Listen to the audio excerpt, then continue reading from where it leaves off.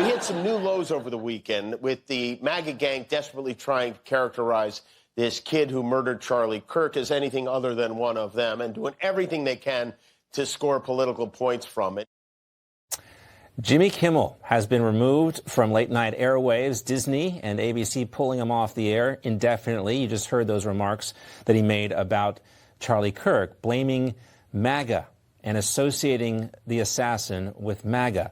This was followed by backlash from affiliates and advertisers.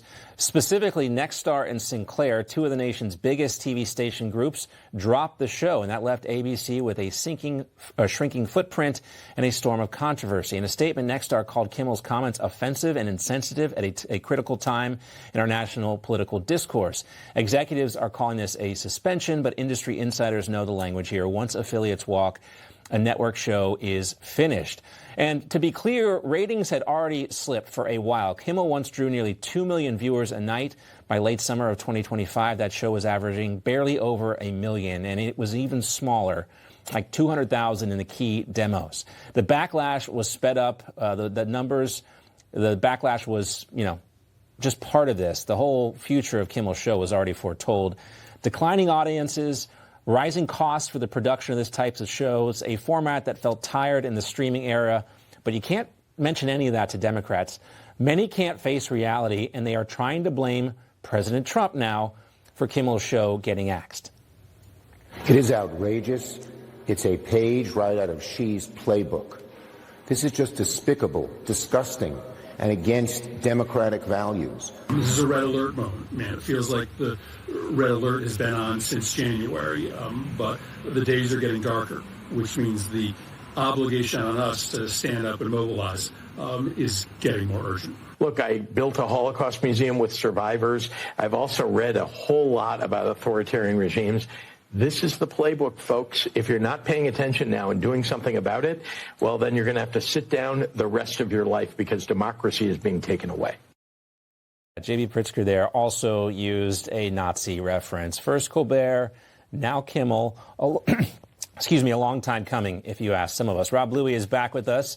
And Rob, I was very happy that we had you booked today for this segment because it does require, I think, some down-in-the-weeds knowledge of how broadcast television actually works. And there's a difference between cable news and broadcast television and even the late-night shows. Jimmy Kimmel was broadcast over the public's airwaves, and these private companies, they have access to the public's airwaves, and they were upset about this. And I think it's really rich for especially elected Democrats to use a free speech argument here. This does not apply. This was a business decision. John, I'm glad you started there. That's a excellent point to begin with. Broadcast companies are regulated by the FCC, and the FCC requires them to serve the public interest. Now, in this particular case, it didn't even get to the point where the government was doing anything. Yes, right. Brendan Carr made some comments that he was unhappy with what Jimmy Kimmel had said because he's misleading his viewers. But it was precisely those two companies, Nexstar and Sinclair, that decided that they would not air Jimmy Kimmel's show last night on television. And by doing so, that put pressure on ABC to act and pull Jimmy Kimmel off the air. What I find so disturbing about what the Democrats are saying in reaction to this is that they are more upset that Jimmy Kimmel will not be making sick late-night jokes than they seems like they were over Charlie Kirk's assassination a week ago. Where was the outrage then? Instead, you have a situation where they seem like they're losing their mind over the fact that this washed-up comedian is no longer going to have a job on a major network. Yeah, we heard guys like Jay Leno recently criticize the late-night hosts for being too political. You didn't have this type of stuff when you had Johnny Carson and Jay Leno, and even the early days of David Letterman. It was not overtly political, but we watched Jimmy Kimmel cry, literally cry, right after President Trump got elected to his second term. This guy was a hack. And, it's funny now. It's really funny, I think, to hear about people on the left calling for boycotts of Disney. Yes, and I'm glad you're showing so many of those photos where he's appearing with Democrat candidates, including former President Joe Biden, because that's what he essentially was. He was using his show and the platform to endorse those causes. Now, I'm a huge champion of freedom of speech, and I know firsthand from consequences we suffered from the Biden administration when they revoked our press credentials at the White House, along with 440 other outlets. Where were all of these free speech advocates 2 years ago when they had an opportunity to actually condemn what the government was doing to restrict speech in our country? And they were silent. They were silent, and this is exactly another case of Trump derangement syndrome and the left just, as I said, losing its mind. President Trump posted this almost immediately after the announcement yesterday on Truth Social. Congratulations to ABC for finally having the courage to do what had to be done. Kimmel has zero talent and worse ratings than Colbert, if that's even possible. And again, you know, it's pretty bold for Democrats to claim free speech here. Gavin Newsom wrote this. They are censoring you in real time. I mean, he didn't say any of this, Rob, when we were talking about Hunter Biden's laptop and getting canceled.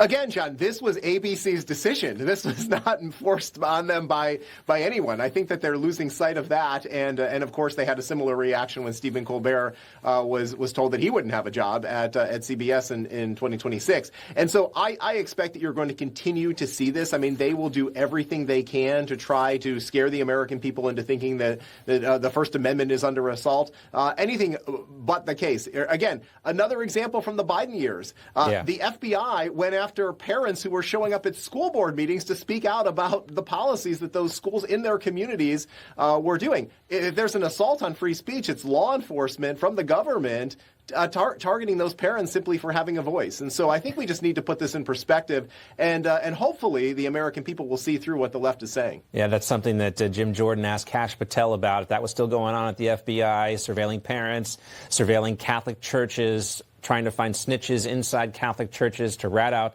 their own parishioners. It was really disgusting what was going on back then, and it was nice to hear Kash Patel say it's not going on right now. Now, there, of course, have been some jokes made about this. Since Jimmy Kimmel really wasn't funny anymore, there's an opportunity here for some levity, including from our vice president. He is floating Marco Rubio for the job. Obviously, the joke here is that Marco Rubio already has about 6 jobs.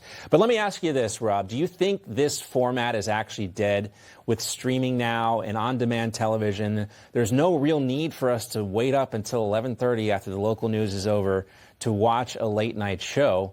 So do you think ABC is going to replace Jimmy Kimmel with anybody, or is it just a dead genre? Well, CBS has said that they would not replace Stephen Colbert, and I would expect that ABC might follow that same path. Now, you have a situation where there have been upstart comedians. Nate Bargatze comes to mind as somebody who, stays away from that crude language and profanity that so many of these other comedians feel is necessary for their skit. But ultimately, I think the streaming platforms have created a opportunity for comedians to find another venue, and perhaps in this case, Jimmy Kimmel will start a Substack or go to some streaming network and figure out where his next path was going to lead him. Probably not ABC. Probably not ABC. Nate's funny, too. And I would also set the DVR. I'm not staying up till 11:30 for anything, quite frankly. But I would set the DVR for John Crist, too. He's another funny guy, a comedian who I think has that kind of broad appeal. Rob, always great to see you. Thanks for being with us. Say hello to everybody over there at the Daily Signal. Thank you.